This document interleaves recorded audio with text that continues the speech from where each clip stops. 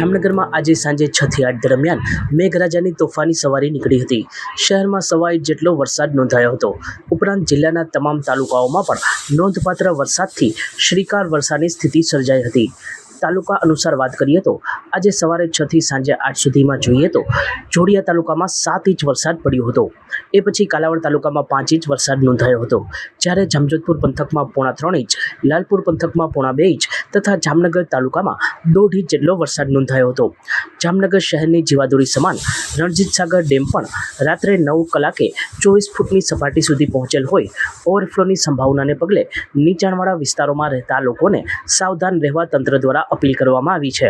ખાસ કરીને ward number 2, 4, 10, 11, 12 અને 16માં આવતા વિસ્તારોના સ્થાનિકોને સાવધાન રહેવા તાકીદ કરવામાં આવી છે। સચોટ સમાચારો સૌથી ઝડપી મેળવવા માટે અમારી ચેનલને સબસ્ક્રાઇબ કરો।